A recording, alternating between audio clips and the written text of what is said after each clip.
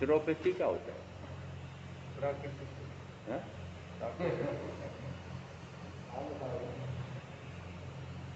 अंग्रेजी कहां से आ गई?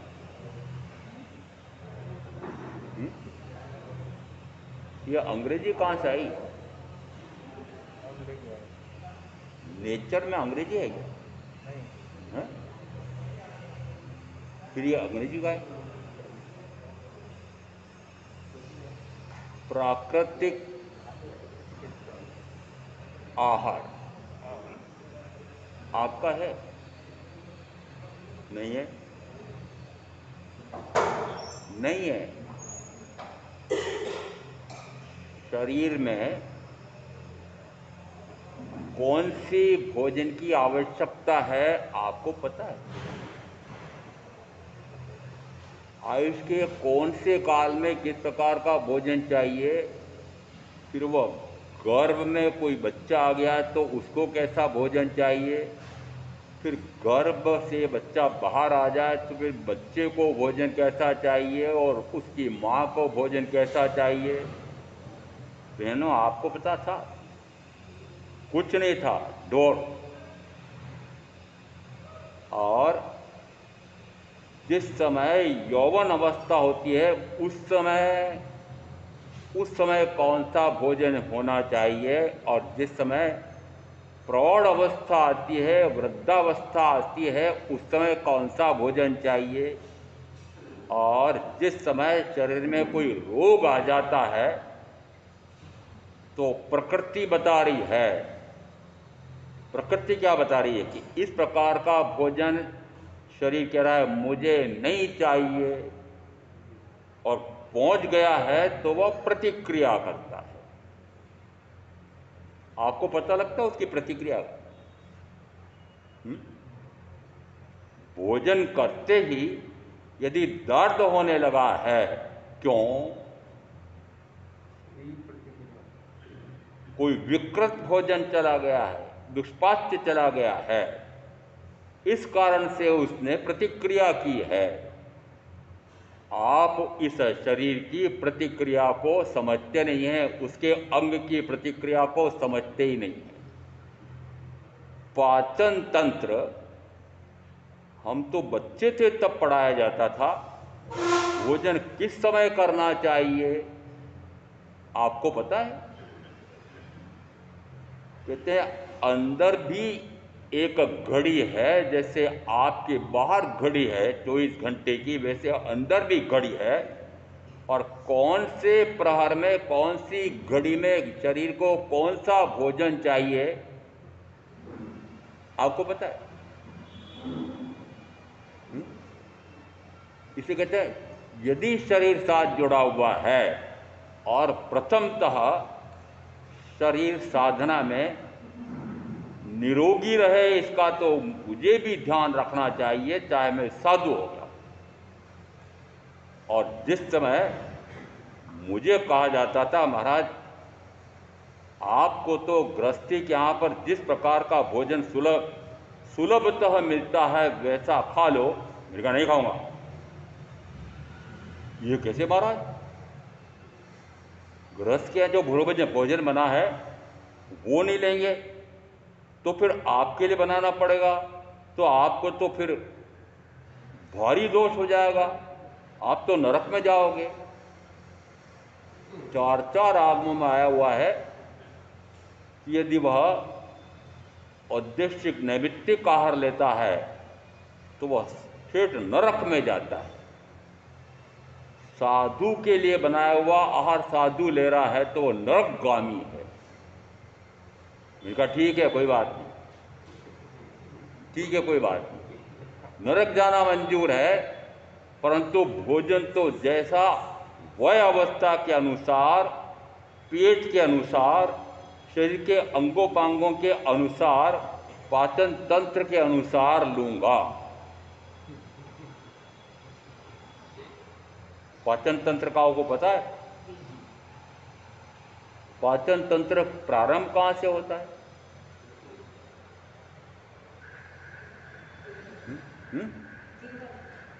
मुंह से शुरू होता है, दगाड़क चबा करके भेज देते हो अंदर। आधा भोजन तो मात्र जीव दांत स्वाद ग्रंथियां मिलकर के पचा लेते हैं।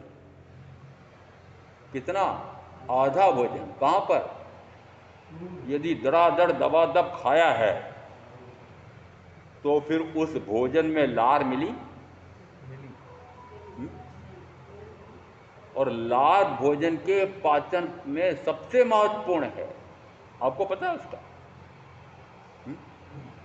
अरे बूढ़ों को तो पता होगा, अरे बूढ़ों को पता है कि नहीं? लार टपकती है, एक तो लार तप टपकती है कि जिस समय देसी घी का बादाम का हलवा बना हुआ हो, और क्या तो सुगंध आ रही है, और क्या आंखों से देखते से लगता क्या बढ़िया बना हुआ है, और फिर घ्राणेंद्रिय इतनी तेज है कि इतनी सुगंध आ रही है तो लार टपकती है। लार टपकती है इसका अर्थ है कि भोजन में खाऊं तो वह पच जाएगा, वो लार बता रही है। समझ में आता है आपको कभी? इसका अर्थ है कि इस शरीर को कौन से भोजन की, किस प्रकार के शरीर को जैसा भोजन 8 घंटे खूब शारीरिक श्रम करने वाला, उसका भोजन कैसा होना चाहिए, और 8 घंटे से 12 घंटे तक निरंतर आत्मा का भोजन करने वाला उस साधु का भोजन कैसा चाहिए। आपने कभी अंतर किया? किया क्या? कभी ध्यान रखा कि साधु हैं, इनका निरंतर स्वाध्याय ध्यान, स्वाध्याय ध्यान, स्वाध्याय ध्यान, तो इस प्रकार के स्वाध्याय में, उस ध्यान में वो बाधक हो जाएगा यदि हमने ऐसा भोजन दे दिया है जो गरिष्ठ है। जिस समय आप गरिष्ठ भोजन करते हैं, प्रमाद आता है, आलस्य, और आलस्य साधु के लिए महादुश्मन है। प्रमाद, और प्रमाद में गया कि डांट पड़ी महावीर की। किसकी? आपको उदयमणि की डांट पड़ती है? पता ही नहीं लगता आपको पड़ रही है। इतनी डांट लगती है जिसकी हद नहीं। ये प्रमाद क्यों? ये प्रमाद क्यों? मनुष्य भाव मिला है, वीतराग की वाणी मिली है, सदगुरु का योग मिला है, और प्रमाद में पड़ा है। और प्रमाद यानी क्या? कि जिस समय शरीरी भाव है वह प्रमाद है, जिस समय आत्म भाव है उस समय अप्रमाद भाव। क्या आत्मभाव में रमणता है? क्या आत्मा में ही रमे, इस प्रकार का आपका निश्चय है? यदि आत्मा के माध्यम से, शरीर के माध्यम से कुछ नहीं हो सकता। शरीर से मिट्टी का पुतला क्या रखा है इसमें? जो कार्य वर्तमान में शरीर के माध्यम से हो रहा है वह भी आत्मा की शक्ति से हो रहा है। शरीर की कौन सी शक्ति से काम हो रहा है? आत्मा की शक्ति से कार्य हो रहा है। इसका अर्थ है कि यदि इस प्रकार का आहार ले लिया कि आत्म साधना में, स्वाध्याय में, ध्यान में बाधा पड़ेगी, तो नहीं लाऊंगा, नहीं लाऊंगा। मगर जो सहज बना वो ले जाओ ना। मैंने कहा नहीं ले जाऊंगा। तो फिर आज तुम्हारा जो बड़ा दोष लगेगा। मैंने कहा हाँ लगने दो। कारण क्या हुआ है? कारण ये हुआ है कि जिस समय मुझे याद है, मैं 8वीं से लगाकर 11वीं तक, वैसे तो पहले भी, परंतु उस समय घरों में जो भोजन किया जाता था वह भोजन पूरा का पूरा शुद्ध सात्विक होता था, सुपाच्य होता था, संतुलित होता था, नैसर्गिक होता था। प्रातःकाल जी 4 बजे उठ करके गट्टी फेर करके उस दिन की रोटी के लिए आटा, बेसन, और जिस समय जिस प्रकार की फसल आती है उस समय उस फसल को इकट्ठा लेकर के, और दालें, चाहे मूंग, चाहे चना, चाहे उड़द, उसकी दालें हाथ से। अब है? नहीं है। अब तो बिना बिनाया थैली में चाहिए, थैली में। और उस समय होती था कोठों में, 3-3, 4-4 कुंटल के कोठे, और उसमें साल भर का ये सारा भोजन सामग्री का भर करके रखा था। कितना कि जिस मौसम में जिस प्रकार की फसल आती है उस मौसम में वह खरीद करके रख लो। दोनों अपेक्षाओं से सही है। उस समय सस्ता भी मिलेगा, आर्थिक बजट नहीं खराब होगा, और ये आप ध्यान रखते नहीं। और जिस समय सारा भोजन पहले हाथ से पीसा जाना, कूटा जाना, छाना जाना, फिर उसको गट्टी में, घटूले में पीसना, दलना, ये सारा कार्य घर में है, घर की बहनें करती थी, पुरुष भी सहायता करते थे। आपको पता नहीं है? तो सारा भोजन नैसर्गिक, शुद्ध, सात्विक, प्राकृतिक सब छोड़ दिया आपने, सारा छोड़ दिया। क्यों? क्योंकि बहनों के हाथ पे टूट गए, एक। फिर दूसरा कि भाइयों ने जो मकान खरीदे हैं, जो मकान बनाए हैं, उसमें भोजन सामग्री रखने का स्थान नहीं है।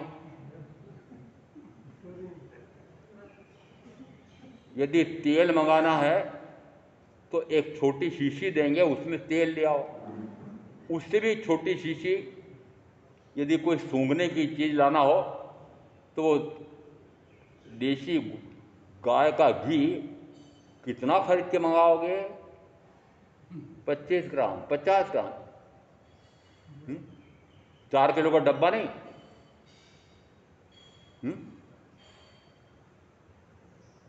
क्या कर रखा है? मतलब जगह ही नहीं है। मैंने कहा कि बैठक में दिन भर में, महीने भर में हो सकता है एक भी ऐसा मेहमान नहीं आता हो, परंतु बैठक कक्ष ऐसी बना रखी है कि जिसमें लाखों रुपए उसकी सज्जा में लगे हैं और 50 अतिथि आ जाएं तो भी बैठ सकते हैं। क्यों बनाया इतना बड़ा बैठक कक्ष? क्यों बर्बाद किया इतना पैसा? जिस मकान में 500 लोग रह सकते हैं उसमें 4 लोग रहते हैं। और जिस समय मुझे याद है, वो 10वीं 11वीं तक का तो मुझे याद है कि जिस मकान में 20-20, 25-25 रहते थे, उस मकान में अब मैंने देखा मात्र एक बुढ़िया है। कितनी? बाकी कहाँ गए? मैंने कहा बाकी वो उसके 6 बेटे थे।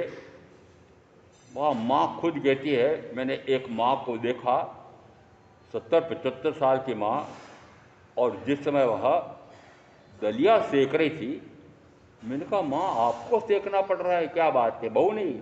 मेरा 6 बहुएं हैं, 6 बेटे हैं, 17 पोते पोती हैं, पर सारे महानगरों में, कुछ विदेशों में चले गए। क्या हुआ? परिवार टूटे।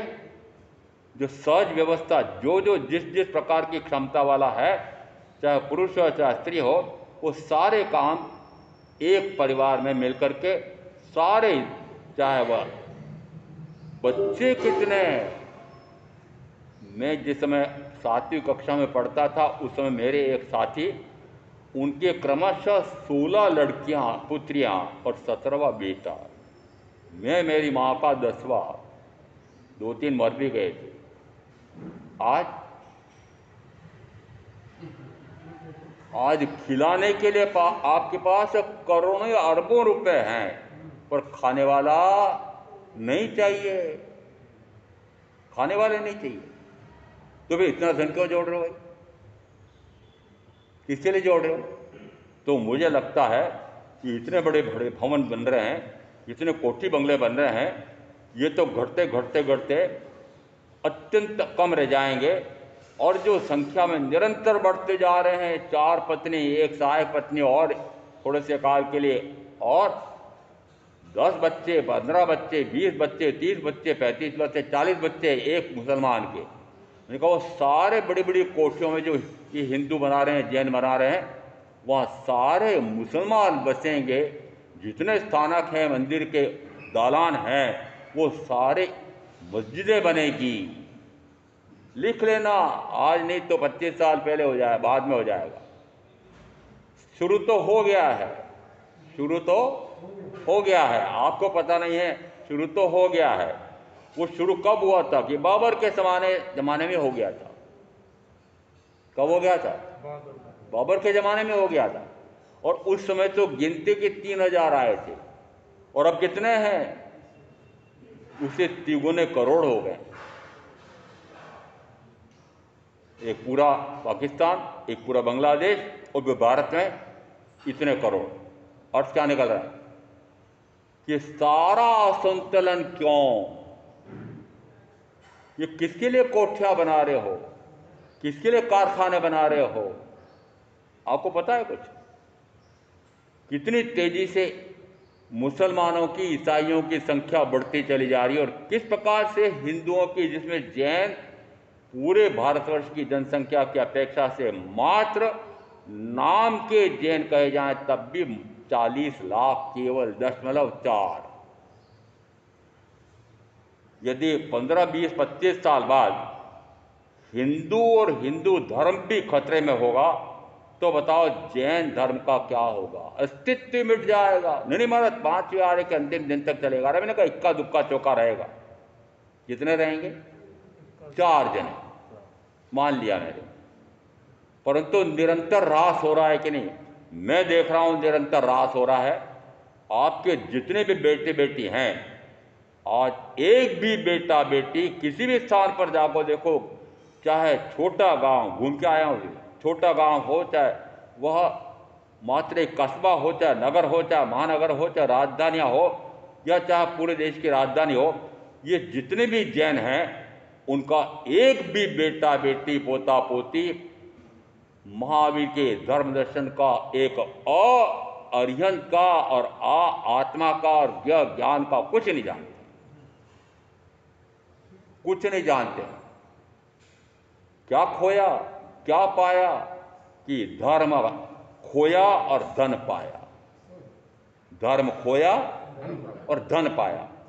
धन तो धूल हो जाएगा, और धर्म खो दिया तो आत्मा स्वयं धूल दूषित हो जाएगी, निरंतर चतुर्गति में भटकती रहेगी। प्रथमतः नरक और तिरंज में, उसके बाद निरंतर चतुर्गति का परिभ्रमण। क्या आप, या क्या आपके बेटे, क्या आपकी बेटी, क्या आपके पोते, क्या आपकी पोती, क्या आपकी बहू हैं, पतोह हैं, ये सब क्या कर रहे हैं? क्या कर रहे हैं बताओ? और आप उसमें सहयोग दे रहे हैं, प्रशंसा कर रहे हैं, ओ मेरा बेटा ऐसा बढ़िया पढ़ रहा है। एक बहन ने मुझे देखकर बताया, बात करके फिर एक चित्र निकाल के बताया। मैंने कहा ये मेरा बेटा है, अमेरिका में पढ़ रहा है। किसके लिए पढ़ रहा है? बड़ा पैकेज प्राप्त करने के लिए। वो बड़ा पैकेज क्या होता है? बड़ा पैकेज क्या होता है? किसके लिए पढ़ाई करा रहे हो? कि वो खूब ऊंची से ऊंची नौकरी करे, ऊंची से ऊंची पैकेज मिले, अधिक से अधिक धन मिले, अधिक से अधिक 5 इंद्रियों का चक्कर भोगे, पहले नरक में जाए, फिर तिरंज में जाए, फिर नरक में, फिर तिरंज में, फिर नरक में, फिर तिरंज में, और फिर अनंत काल तक चतुर्गति का परिभ्रमण। क्या कराया आपने अपने बेटे बेटी के लिए? नरक में धकेल रहे हो, खुद भी नरक में जा रहे हो और उनको भी नरक में धकेल रहे हो। ये प्राकृतिक है कि अप्राकृतिक है? प्राकृतिक। आज प्राकृतिक आहार कैसा होता है ये पढ़ने, ये समझने जा रहे 1 घंटा, और सारा सत्यानाश तो कर दिया ना। प्राकृतिक आहार कैसा होता है, प्रकृति ये क्या करती है? पूरा हमारा आयुर्वेद, वहाँ किसी और चिकित्सा प्रणाली की आवश्यकता नहीं है। परंतु क्या विचित्र है, कौन से मौसम में कौन सा आहार लेना चाहिए ये हमारे आयुर्वेद में है।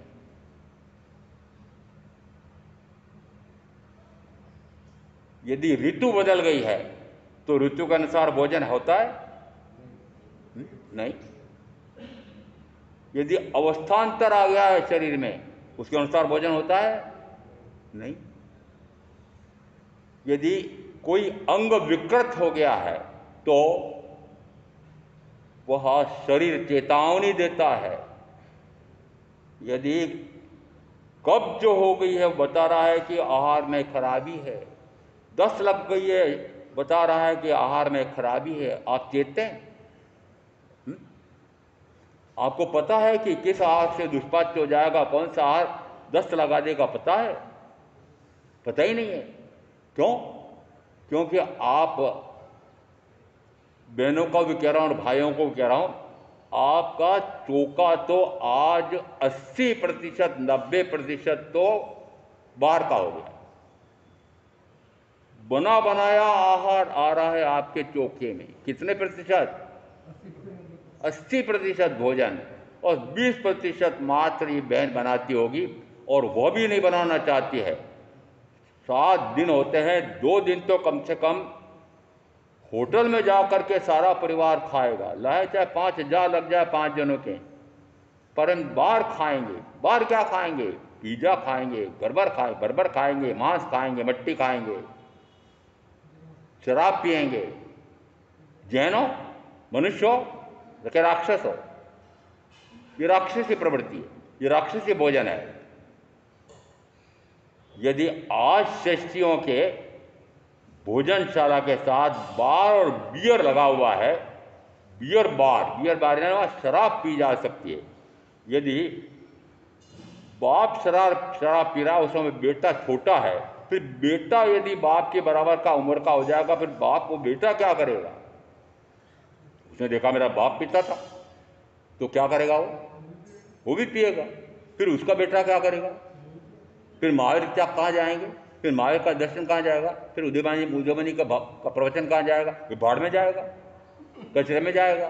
फिर ये सारे ग्रंथ कहाँ जाएंगे? ये सारे रद्दी में जाएंगे। रद्दी में क्यों जाएंगे? रद्दी में क्यों जाएंगे? पढ़ने वाला है कोई? आपके बेटे कभी पढ़ते हैं? बेटियां पढ़ती हैं? आपकी आगे की पीढ़ी कोई पढ़ रही है? आप पढ़ रहे हैं क्या? कोई ग्रंथ उठा के पढ़ता है? अरे आगम ग्रंथ का दर्शन भी करते हो। हमारे तो एक संप्रदाय ऐसी भी है कि शास्त्र भंडार में जाएंगे, बड़े सज धज की बहनें जाती हैं, कुछ भाई भी साथ साथ जाते हैं, और शास्त्र भंडार से एक शास्त्र निकाल के बढ़िया टोकरे में सजा करके घर ले जाते हैं। फिर उसको ऊंचे आसन पर फिर स्थापित करते हैं। फिर रात भर डांडिया नाच करते हैं, गाने गाते हैं, और उसके बाद में प्रातःकाल होते ही वापस गीत गाते हुए उस शास्त्र को ले जाकर शास्त्र भंडार में रख देते हैं। वो शास्त्र क्यों ले गए थे? पढ़ने के लिए ले गए थे ना। पढ़ा क्या? नहीं। पूजा क्या किया? उस शास्त्र को पूजते हैं। शास्त्र पूजनीय है, पठनीय नहीं है। क्या क्या प्रथाएं हो गई, और आप तो वो भी नहीं कर रहे हो।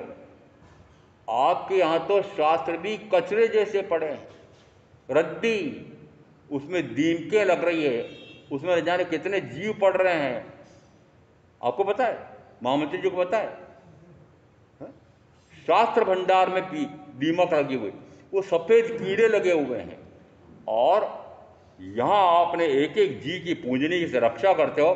जरा छत पर जाके देखो, इतना कबाड़ा पड़ा हुआ है कि उसमें हजारों जीव, अनगिनत जीव पैदा हो रहे हैं, मर रहे हैं, पैदा हो रहे हैं, मर रहे हैं, पैदा हो रहे हैं, मर रहे हैं। सारा दोष किसको लगेगा? मंत्री को लगेगा, प्रधान को लगेगा। क्यों? क्योंकि उसके स्वामित्व में, उनके आधिपत्य में। अर्थ क्या निकल रहा है? यहाँ आप पूजने से पूजने, एक जीव नहीं है उसमें। 2-2 बार तो पहले झाड़ू लगाती है, फिर 2-2 बार पोछा लगता है, और एक जीव नहीं है। और जिस समय सामायिक करने के लिए आते हैं 10 बार पूजनी फिराते हैं। मैंने कहा ऊपर जाके देखो ना जरा क्या हो रहा है। असंख्य जीवों का घमासान, मृत्यु हो रही है। देखा कभी आगे? और अभी इसकी व्यवस्था, स्वामित्व कौन है, किसका है? इस स्थानक पर स्वामित्व किसका है? प्रधान का, महामंत्री का। पाप किसको लगेगा? यदि विजातीय तत्व शरीर में चले गए हैं तो शरीर में कितनी शक्ति है कि यदि कोई ऐसी काम की वस्तु अधिक चली गई है, ग्लूकोज बहुत अधिक चला गया है, कहते हैं 2 पाउंड ग्लूकोज इस शरीर में संग्रहित रहता है कि जिसमें ग्लूकोज की कमी पड़ेगी काम ले लेंगे। यदि नींबू तत्व, जिसको भी जो कहते हैं आप, यदि वह अधिक चला गया है तो वह संचित करके रख लेगा। तो जो कोई भोजन अधिक चला गया है, नमक को छोड़ करके, नमक चला गया अधिक तो फेंकेगा बाहर, गुर्दों की भारी परेशानी आएगी। इसका अर्थ है कि अन्य चीज़ें यदि अधिक पहुंच गई है तो वह संचित करके रखेगा कि आपातकाल में यदि वह नहीं लिया इस मनुष्य ने, मूर्ख ने, तो फिर मैं उसको काम ले लूँगा। वो शरीर कितना समझदार है। ये शरीर आपको बताता है, चेतावनी देता है। एक पूरा ग्रंथ अंग्रेजी में मैंने पढ़ा था, आई एम जॉय बॉडी। मैं जॉय नाम के व्यक्ति का, मनुष्य का शरीर हूँ। हे जॉय, मैं तेरा प्रति समय ध्यान रखता हूँ, तू भी मेरा ध्यान रख। एक उदाहरण दे रहा हूँ, यह शरीर का एक सबसे महत्वपूर्ण अंग है, सबसे महत्वपूर्ण। हृदय, ये हृदय 24 घंटे में से एक क्षण भी चूकता नहीं है, निरंतर इस शरीर के लिए कार्य कर रहा है। इस शरीर का स्वस्थ संचालन हो, इसके लिए निरंतर यह हृदय 24 घंटे आपके लिए कार्य कर रहा है। वो हृदय कहता है, जॉय बॉडी, वो हृदय कहता है कि मैं तेरा 24 घंटे ध्यान रखता हूं, तू भी तो मेरा ध्यान रखते हो? रखते नहीं, इसीलिए फिर ये 1, फिर 2, फिर 3, ये 3 रक्त धमनियां, रक्त वाहिनियां जाम हो जाती है, और जाम हो जाती है तो फिर वापस दूसरा रास्ता निकालो, खुली हृदय शल्य क्रिया कराओ, मरो चरो मरो, क्या क्या कर रहे हो? यदि शरीर में विजातीय तत्व चले गए हैं तो विजातीय तत्वों को जिस समय उपवास करता है, बेला करता है, चेला करता है, लंबी तपस्या करता है, उस समय वे सारे विजातीय तत्व यह शरीर खा जाता है, क्योंकि भोजन नहीं जा रहा है तो फिर क्या खाए? एक दिन 24 घंटे के लिए, 24 घंटे के लिए पानी नहीं गया, अब वो शरीर क्या करे? उदय बने का वो शरीर कहेगा चलो मेरे पास संचय है ना, तो जहाँ जहाँ पानी संचित है वो सारा पानी निकाल करके और 24 और उपवास के दिन काम लेगा, और फिर पालने के दिन वापस पानी नया आ जाएगा। तो पानी कभी शरीर में पड़ा पड़ा सड़ता नहीं है, बदलता रहता है, आपका बदलता है। महाराज आपके सब विद्या जानते हो क्या? मैंने कहा हाँ जानता हूँ। क्यों करता हूँ? इस उम्र में क्यों तपस्या करनी? और इस उम्र में अधिक सावधान रहने की जगह है। इस उम्र में कम से कम आहार चाहिए। क्यों खाऊं प्रतिदिन? क्यों खाऊं 2 बार? क्यों खाऊं 3 बार? क्यों खाऊं 4 बार? आप कितनी बार खाते हो? सीमा है? कितनी बार मुंह झूठा करना सीमा है? संयमी का एगम बत्तम 2 उत्तरायण 10 प्रकार के गणों में, और आपके लिए कहा आपके 2 भक्त, संयमी के 2, संयमी का 1 भक्त 24 घंटे में, 12 घंटे में, 12 घंटे का पचकान है, और श्रावक का मात्र दिन में 2। आप कितनी बार खा लेते? फिर रात्रि में, कि रात्रि में खा ही नहीं सकते। सूर्यास्त के बाद कोई भोजन नहीं, कोई पानी नहीं। क्यों? क्योंकि पाचन तंत्र उस समय विश्राम चाहता है।